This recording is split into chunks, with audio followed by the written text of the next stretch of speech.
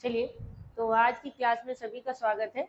हम लोग पूर्व की क्लास में पढ़ रहे थे प्रभाववाद, और प्रभाववाद में हम लोग पढ़ रहे थे नौ प्रभाववाद में हम लोग पहुंच चुके थे। प्रभाववाद को पढ़ने के बाद तो आज की क्लास में हम लोग नौ प्रभाववाद में पढ़ेंगे, यानी कि जिसे हम लोग कहते हैं न्यू इम्प्रेशनिज्म।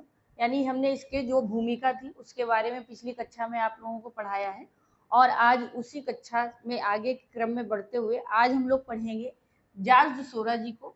जॉर्ज सोरा, जिनको हम लोग नौ प्रभाववाद का जनक भी कहते हैं। ठीक है, नौ प्रभाववाद का जनक भी हम इन्हें मानते हैं। इनका जन्म हुआ था 2 दिसंबर 1859 में। इनका जन्म कब हुआ? तो 2 दिसंबर 1859 में इनका जन्म हुआ। कहाँ हुआ था? पेरिस, फ्रांस में। ठीक है, कहाँ हुआ? पेरिस, फ्रांस में हुआ था।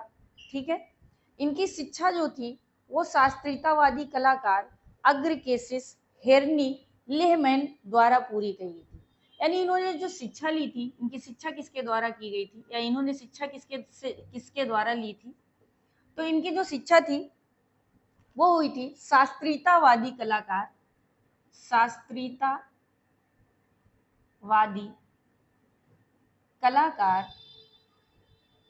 ठीक है, शास्त्रीयतावादी कलाकार, एक मिनट,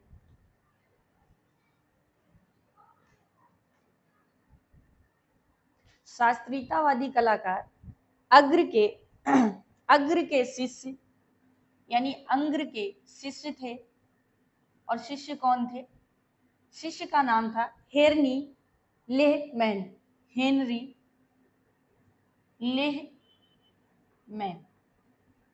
यानी अगर देखा जाए तो जॉर्ज सोरा के जो गुरु थे जिनसे इन्होंने शिक्षा ली थी वो कौन थे? तो वो हेनरी लेहमैन।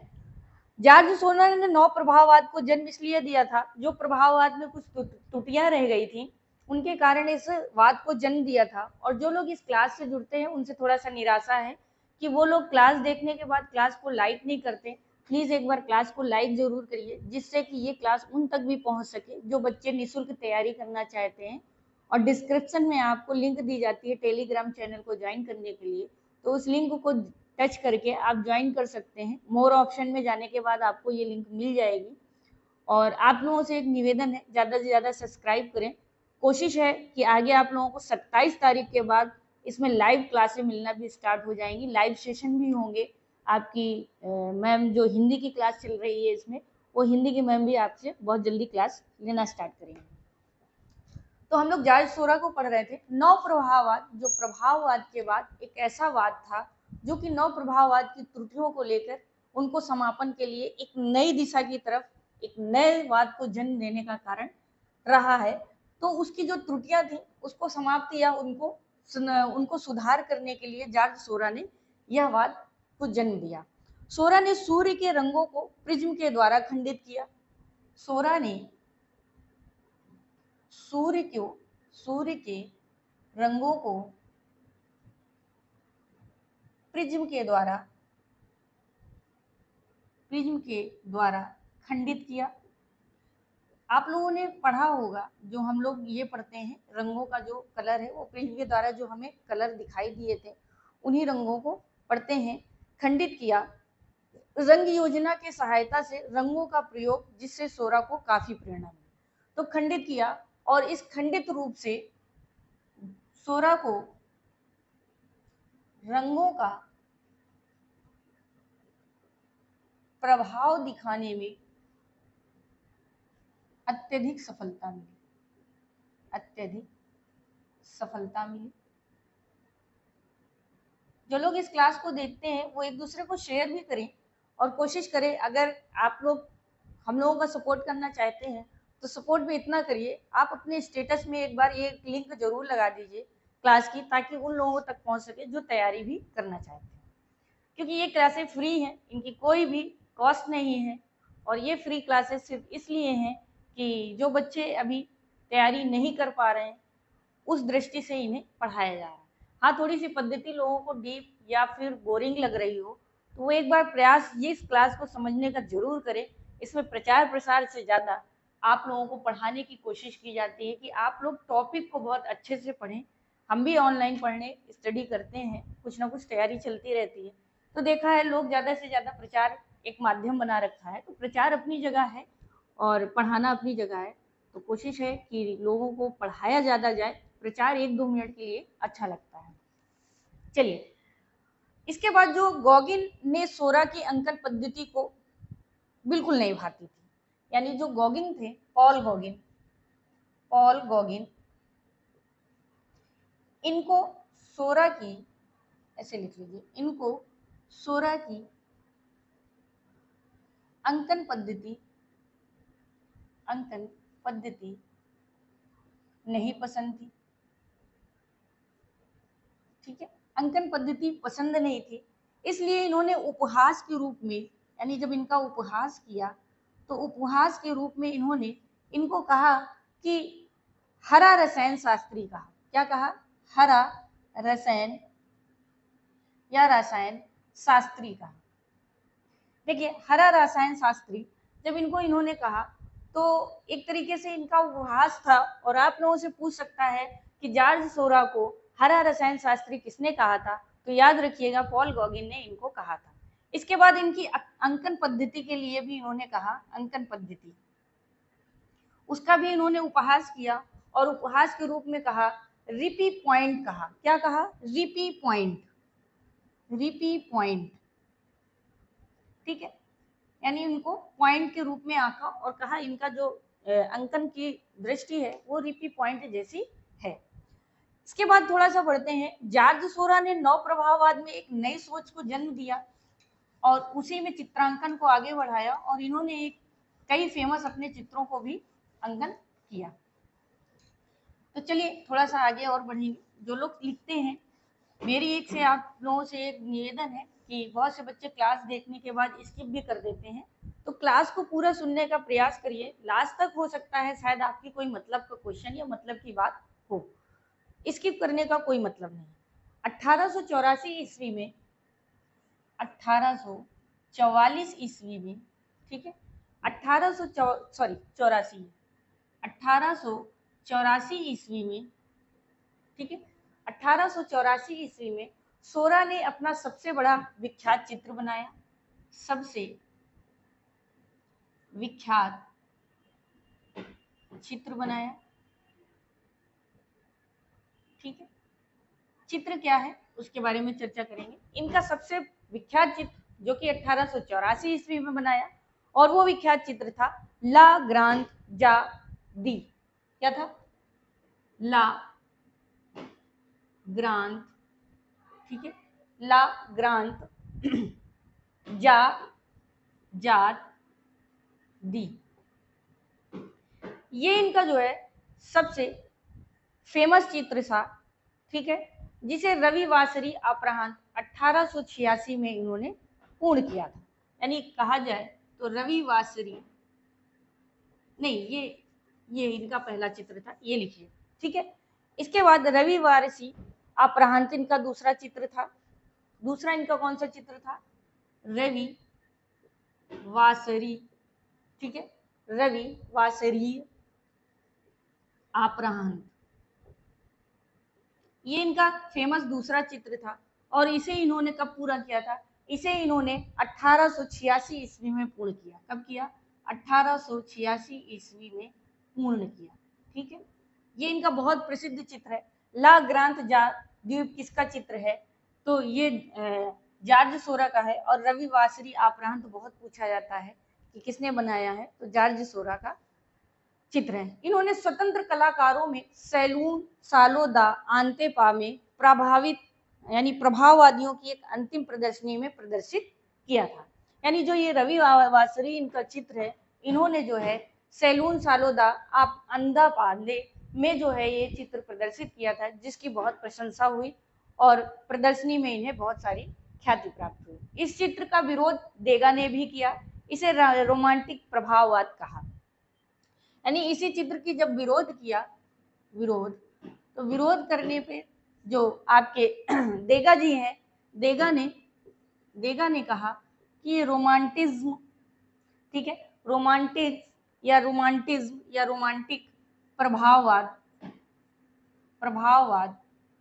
का प्रभाव है, यानी इनके चित्र में रोमांटिक प्रभाव दिखाई देता है, ऐसा इनका कहना था।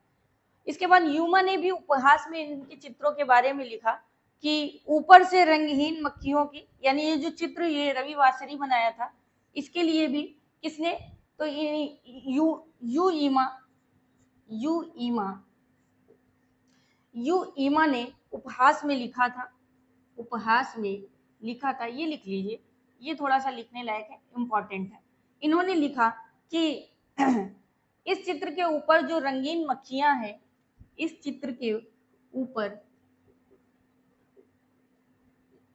जो रंगीन मक्खियां हैं,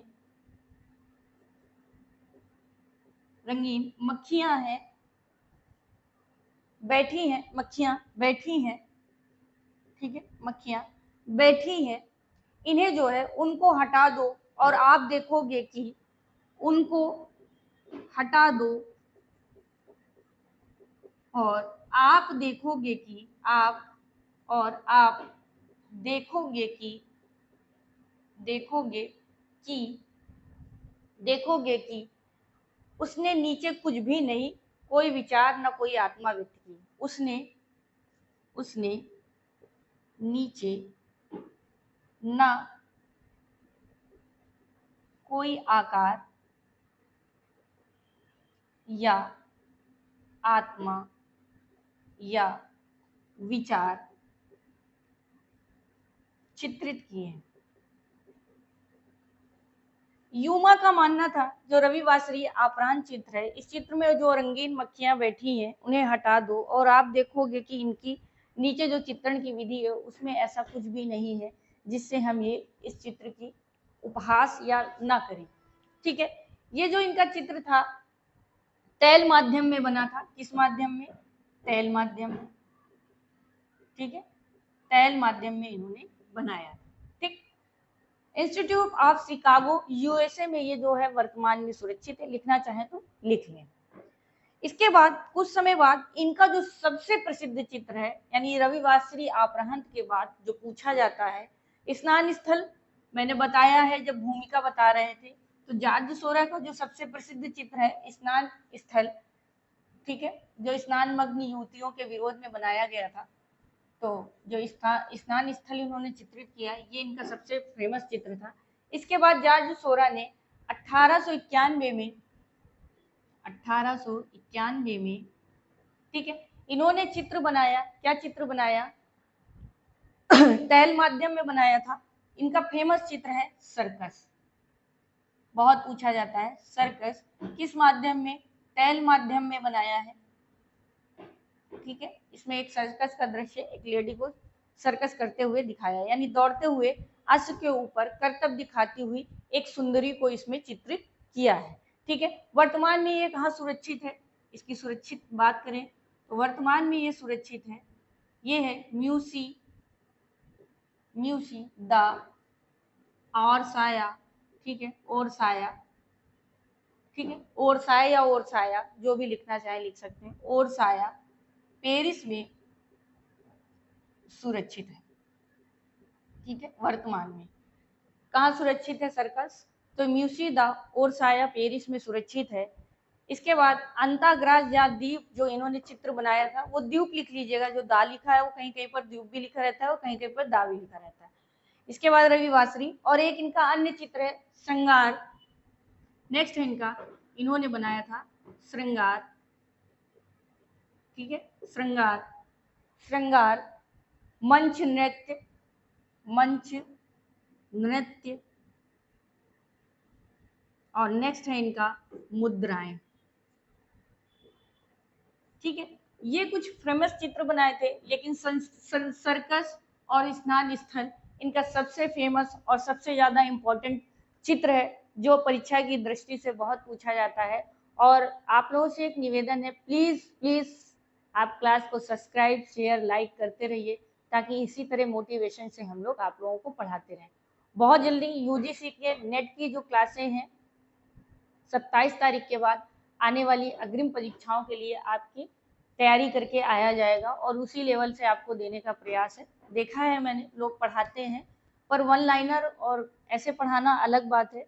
किसी टॉपिक को समझाना या किसी चित्रकार के बारे में थोड़ा सा डिटेल में समझाने से वो चीज़ हमें बहुत अच्छे से समझ में आती है। तो कोशिश हम लोगों की ये है कि आप लोगों के लिए आगे बेटर क्लास लाई जाए। 27 तारीख के बाद हमारे सेटअप में थोड़ा सा परिवर्तन होने के बाद आपको कुछ ना कुछ नया देखने को मिलेगा और यूजीसी नेट के सिलेबस को भी हम लोग डिस्क्राइब करेंगे और नेट क्या है अगर जो बच्चे नहीं जानते हैं उसके बारे में भी एक क्लास ली जाएगी।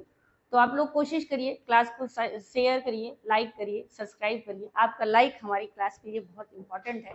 तो बहुत बहुत धन्यवाद आज की क्लास के लिए। और हाँ, कल की क्लास में हम लोग पढ़ेंगे पॉल सिन्याक को। किसको पढ़ेंगे? पॉल सिन्याक जी को पढ़ेंगे। ये हमारे कल के आर्टिस्ट हैं। और 27 तारीख के बाद मैं आपको मूर्ति कला का इतिहास भी, मूर्ति कला की का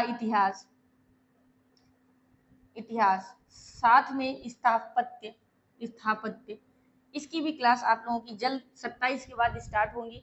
कोशिश है पिक्चर के साथ हो और जिससे आप लोगों को देखकर चित्रों को समझें। और आगे भी आर्टिस्ट की जो क्लास होने वाली है उनमें कोशिश है कि चित्रों के माध्यम से आपको पढ़ाया जाए, क्योंकि अगर आप चित्र देखते हैं तो आपको ये याद बहुत अच्छे से रहता है। तो हम लोग आगे की क्लास में कोशिश करेंगे कि आप लोग बहुत अच्छा से देने का प्रयास करें। थोड़ी मेहनत का काम है, अभी थोड़ा सा मैं किसी कारण से इन चीज़ों को टाइम नहीं दे पा रही हूँ, लेकिन 27 तारीख के बाद आप लोगों को जरूर से जरूर, ये मान के चलिए 1 तारीख से आपको अच्छी क्लासें या अच्छा मोटिवेशन के साथ हम लोग आएंगे, उतरेंगे। थोड़ा सा व्यस्तता के कारण अभी क्लासें ऐसी चल रही हैं, लेकिन फिर भी ये क्लासें आपके लिए बहुत उपयोगी हैं। जो बच्चे देखते हैं वो लिखे जरूर रजिस्टर में, क्योंकि इसके लिए हमें बहुत मेहनत करनी पड़ती है। 4 किताबों को पढ़ने के बाद, छांटने के बाद मूल लाना बहुत बड़ी बात है। तो आज के लिए बहुत बहुत धन्यवाद।